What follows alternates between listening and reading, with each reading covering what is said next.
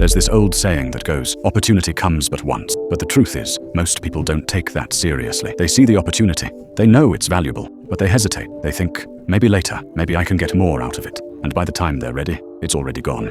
Let me tell you a story that proves just how true that saying really is. Once upon a time, there was a laborer who lived in a small village. Every day, he would dig up soil, load it onto his donkey, and sell it in the nearby town to earn a few dollars. One day, while digging, the laborer discovered a beautiful, shiny stone buried deep in the soil. Unaware of its value, he tied it around his donkey's neck, simply because it looked nice. Later, as he walked through the village, a wealthy merchant who ran a small grocery shop noticed the shining stone hanging from the donkey's neck. Curious, the merchant asked, "What is this shining thing around your donkey's neck?" The laborer replied casually, "Oh, it's just a shiny stone I found while digging. I thought it looked interesting, so I kept it." The merchant admired the stone's beauty and offered to buy it.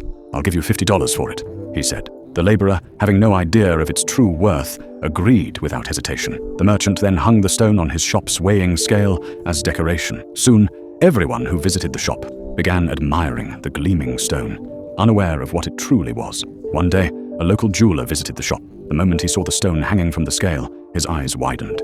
He leaned in and whispered, "Do you know what this is?" The merchant shrugged. "No idea. I bought it from a laborer for $50. Why?" The jeweler took a closer look and said quietly, "That's not just a stone. It's a priceless diamond." His heart racing, the jeweler offered, "Would you sell it to me?" The merchant replied, "If you want it, give me $100 and it's yours." The jeweler, trying to appear calm, scoffed and stepped back. "Fine," he said, adjusting his coat. "I'll come back tomorrow. Maybe by then you'll realize it's not even worth $100.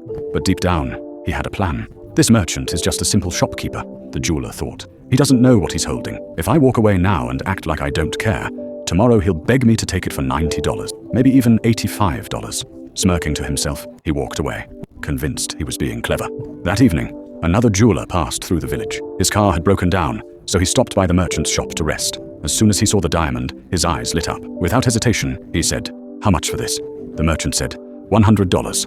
Then the jeweler bought it without hesitation, and the diamond was sold. The next morning, the first jeweler returned, confidently expecting a bargain.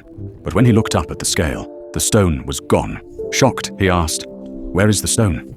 The merchant replied, "You left. Someone else came that same evening and bought it for $100. The jeweler's face dropped. "You fool! That was a priceless diamond, and you sold it for just $100?